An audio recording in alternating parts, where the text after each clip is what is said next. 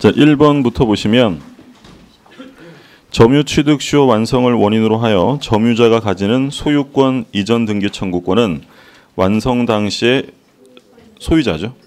여기서 이제 묻고자 하는 것은 수요 완성자 등기 청구권의 상대방인데 완성 당시 소유자를 상대방으로 합니다. 그 다음에 2번 취득 수요 완성 괄호의 소유자가 변경된 경우에는 등기를 청구할 수 있으나 완성 후에, 앞에는 전에 뒤에는 후겠죠. 가장 기본적인 내용 중요하죠. 취득 수요가 완성되기 전에 소유자가 바뀌는 건 상관없는데 완성 후에 바뀌었다면 이때는 대항할 수 없다라고 했고, 3번 취득 수요 완성 사실을 알면서, 이제 불법행위 손해배상 물어보는 거죠. 중요한 판례였고, 그래서 불법행위 책임을 물을 수 있는지 없는지를 확인하시려면 반드시 확인할 내용이 알고 팔았느냐 모르고 팔았느냐. 그래서 완성 사실을 알면서 그 부동산을 제3자에게 처분하여 취득 수요 완성을 원인으로 한 소유권 이전 등기 의무가 이행 불능에 빠진 경우에는, 자, 괄호에 뭐가 들어가야 돼? 불법행위. 채무불행하면 틀려요. 맨날 강조했던 거죠. 왜 채무불행하면 안 된다고 했어요? 그렇죠. 계약상의 관계가 아니기 때문에 채무불행이 아니라 불법행위에 의한 손해배상. 그러니까 앞에 괄호는 알면서고 뒤에 것은 불법행위가 들어가야겠고요. 4번 취득 수요 완성 후 부동산이 유효하게 명의 신탁된 경우 수요 완성자는 수탁자에게 대항할 수? 자, 지금 취득 수요가 완성되고 명의 신탁이 된 거죠. 그러면 대항할 수 있다고 했고, 완성되고 명의 신탁이 해지되었다 이러면 대항할 수 없다라고 했죠. 그 다음에 5번 등기부 취득 수요 요건으로서의 소유자로 등기한 자라 함은 무효 등기를 마친 자라도 상관없으나 무효인 괄호나 이에 터잡은 이전 등기를 가지고는 등기부 취득 수요를 주장할 수 없다. 그렇죠. 이중 보존 등기 또는 중복 등기죠. 같은 말이고, 그래서 다른 무효 등기는 다 돼도 무효인 이중 보존 등기, 중복 등기 가지고는 등기부 취득 수요를 할 수 없다라고 했고, 그 다음에 6번 등기부 취득 수요에서 등기의 승계가 인정된다. 그렇죠. 점유의 승계만 인정되는 게 아니라 등기의 승계도 인정이 되고요. 그 다음에 7번 부동산의 소유자는 그 부동산에 부합한 물건의 소유권을 취득한다. 그러나 타인의 과로에 의하여 부속된 것은 그러하지 아니하다. 권원이죠. 타인의 권원에 의해서 부속된 것은 그 권원자 것이지 부합되지 않는다라고 했죠. 8번 동산과 동산이 부합한 경우에는 그 합성물의 소유권은 주된 동산의 소유자에게 속합니다. 근데 부합한 동산의 주종을 구별할 수 없을 때는 부합 당시, 언제 당시냐면 부합 당시에, 부합 당시 가액의 비율로 합성물을 공유한다는 거죠. 공유. 합유가 아니고 공유 관계죠. 공유. 그 다음에 9번 공유자는 다른 공유자의 동의 없이 공유물을 처분하거나 변경하지 못한다. 그러니까 처분 변경은 전원 동의가 있어야 한다는 얘기고요. 그 다음에 10번 공유자가 그 지분을 포기하거나 상속인 없이 사망한 때는 그 지분은 다른 공유자에게 어떻게 귀속돼요?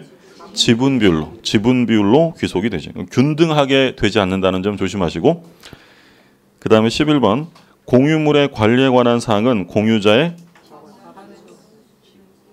뭐가 꼭 들어가야 돼요? 지분의 과반수. 그러니까 공유자의 과반수 아니고 공유자 지분의 과반수로 결정합니다.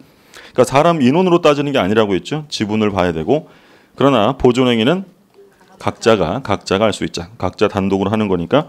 그 다음에 12번 상가 건물이 공유인 경우 임차인의 계약갱신 요구에 대한 갱신 거절 통지도, 자, 뭐에 속해요?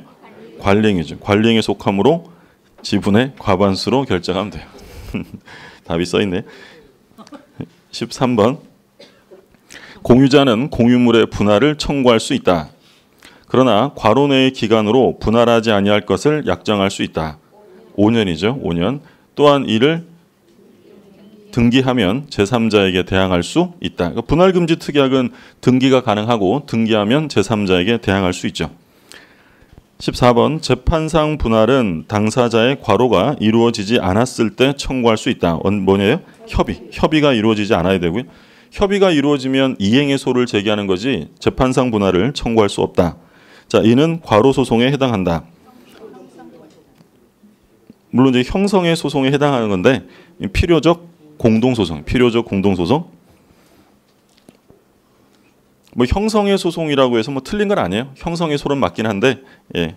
제가 원했던 건 필요적 공동 소송이었어요. 그러니까 소송 당사자 중에 모두 다 참가돼야 되고 한 명이라도 빠지면 그건 무효다라고 했죠. 15번 합유 지분을 처분하는 경우에는 과로의 동의가 있어야 한다. 전원 동의죠. 전원. 그다음에 16번 조합이 존속하고 있는 경우에는 합유물의 분할을 청구할 수 없다라고 했죠. 동업이 지속되고 있는 상태에서는 분할 청구할 수 없는 것이고 17번 총유는 공유와 합유와는 달리 개인에게 지분이 지분권이라는 게 없다고 했죠. 그래서 총유는 지분권이 없기 때문에 분할이란 말도 나올 수 없다라고 했어요.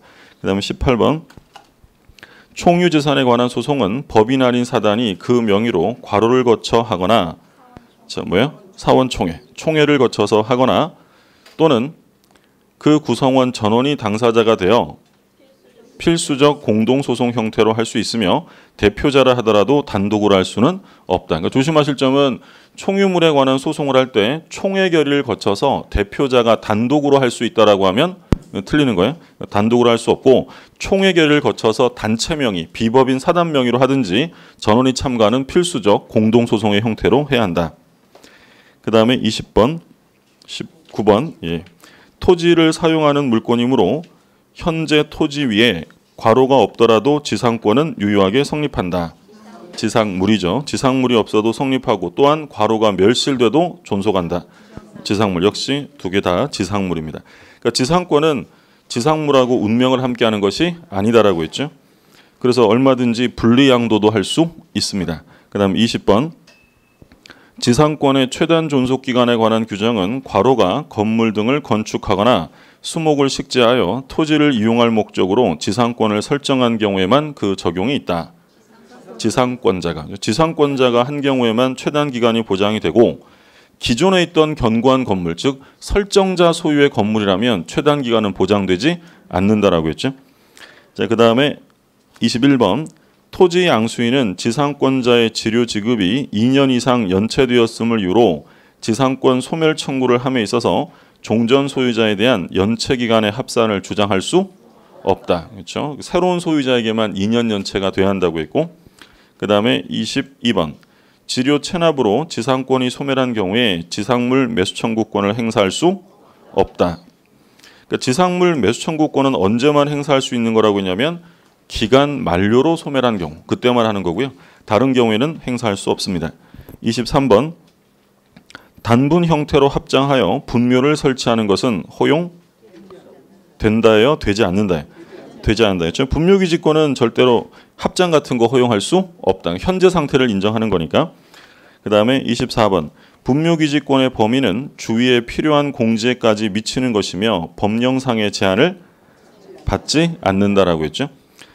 그래서 뭐 법에서 장사법에서 개인묘지 1기당 30제곱미터 제한을 두고 있잖아요. 분묘기지권은 주위에 공지까지 빈터까지 포함되기 때문에 그 법령상의 제한을 받지 않는다라는 얘기죠.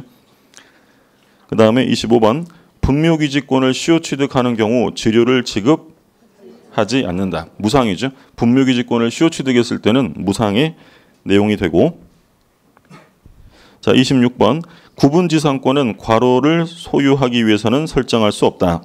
수목이죠. 수목. 27번 관습법상 법정이상권 인정 여부. 자 1번 보면 토지와 건물이 함께 매도되고 토지만 이전 등기된 경우 부정이죠. 인정해 줄 수 없다는 거. 꼭 기억하실 점은 함께 팔랜데 뒤에까지 나와야 돼요. 토지와 건물이 함께 팔리고 토지만 등기됐다. 여기까지 나와야 부정이 되는 거고, 뒤에 부분이 달라지고 예를 들어 토지와 건물이 함께 매도됐는데 다 등기한 다음에 저당권 설정하면 인정돼야 안 돼? 된다는 얘기죠. 그러니까 지금 인정 안 되는 게 갑소유 토지에 갑소유의 건물이 이렇게 있는데 갑이라는 사람이 토지와 건물을 함께 팔았다. 함께 팔고 토지만 이전 등기를 해준 거예요. 그럼 건물은 누구 거예요? 건물은 여전히 갑 거잖아요. 그럼 이 상태에서 만약에 저당권이 설정되면 366조가 인정된다는 거예요? 안 된다는 거예요?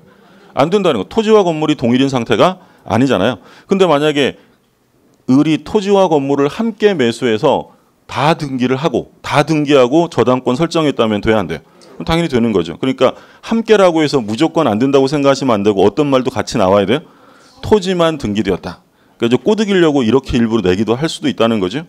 예. 제가 모의고시에서 한번 보여드릴게요. 이렇게 하는 거죠. 그 얘기. 토지 등기까지 같이 보시고 2번. 최초에는 토지와 건물의 소유자가 달랐으나 건물 매도 당시에는 동일인 소유였던 경우 인정하죠? 처분 당시에만 동일이면 됩니다. 예전엔 어땠느냐 그런 건 상관없고 3번. 토지 공유자 1인이 토지 지분을 전매한 경우 부정하는 거죠. 인정할 수 없다. 그러니까 항상 얘랑 비교했던 거 뭐 있었어요? 건물 공유자 1인 사건이 있었죠. 건물 공유자의 경우에는 인정한다라고 했고 그 다음에 4번. 토지 소유권을 명의 신탁받은 수탁자가 위 명의 신탁 중 토지상에 건물을 신축하고 그 명의 신탁이 해지되어 소유권이 회복된 경우 부정이죠. 이건 동일인 상태로 볼 수 없다. 그러니까 지금 형식적으로는 이런 얘기잖아요. 갑이라는 사람이 을에게 명의 신탁을 했어요. 토지를. 근데 을이 여기다가 건물을 신축을 했고 명의 신탁이 해지되어서 소유권이 다시 갑에게 갔다. 그럼 을이 갑에게 법정지상권 주장할 수 있느냐? 할 수 없다. 그러니까 외형상으로 보면 토지와 건물이 동일인 것처럼 보였지만 실제로 토지를 명의 신탁한 거니까 누가 소유자예요? 갑. 이건 동일인 상태로 볼 수 없다. 그래서 명의 신탁 나오면 법정지상권 인정하지 않습니다. 그 다음에 5번. 갑과 을이 1필지의 대지를 구분 소유적으로 공유하고 을이 자기 몫의 대지 위에 건물을 신축하여 점유했던 경우 인정해 부정해? 이건 어디다 지었는지가 중요하죠. 그러니까 을이라는 사람이 갑이 배타적으로 소유하는 부분에 지었다면 인정해 줄 수 없는 건데 이거 어디다 지었어요? 자기 몫의 대지 위에 지은 거니까 토지와 건물이 동일인 상태라는 거죠. 그럼 인정해 줄 수 있다라고 했습니다. 자, 6번. 관습상의 법정지상권을 포기하기로 하는 특약은 유효하죠. 유효입니다. 배제 특약 가능하고. 근데 이제 28번은 366조인데 1번. 나대지에 저당권을 설정한 후 신축한 건물. 안 돼. 나대지 하면 무조건 안 된다고 했죠. 2번. 나대지에 근저당권이 설정될 당시 근저당권자가 건물 신축에 동의한 경우. 뒤에 건 사실 읽어볼 필요 없어요. 나대지는 전부 다 부정. 3번. 건물 공유자 일은 나왔죠. 이건 인정한다라고 했고 4번. 공동저당이 설정된 후 건물을 철거하고 신축한 경우. 이때는 이제 인정해 줄 수 없다. 얘랑 비교했던 판례가 뭐였냐면 공동저당이 설정되었다가 건물이 존재하고 있는데 건물 등기부에 멸실 기재가 이루어져 등기부가 폐쇄된 사건이 있었죠. 인정해야 하나요? 그건 인정한다고 했어요. 그래서 우리가 얘랑 공동저당에서 본 게 3개였어요. 지금 기본 모형이 이거. 공동저당이 설정되었다가 건물이 철거 신축되었다. 그러면 인정해 줄 수 없다라고 했고 두 번째 합동 판례 있었죠. 합동하면 신건물 전체가 기준이에요. 종전건물 기준이에요. 종전건물을 기준으로 한다. 그리고 세 번째가 지금 새로 나왔던 판례. 등기부에 건물은 여전히 존재하고 있는데 등기부가 폐쇄되었다. 법정지상권 인정돼야 하는데 인정된다. 왜냐하면 건물의 저당권이 없어진 거예요. 남아있는 거예요. 남아있는 거니까 이때 법정지상권은 인정이 되고요. 그 다음에 5번 366조 법정지상권을 포기하기로 하는 특약은 무효죠. 그러니까 이게 이제 27번에 6번하고 비교해서 이제 관습상 지상권은 임의적이니까 배제 특약을 하면 안 돼요.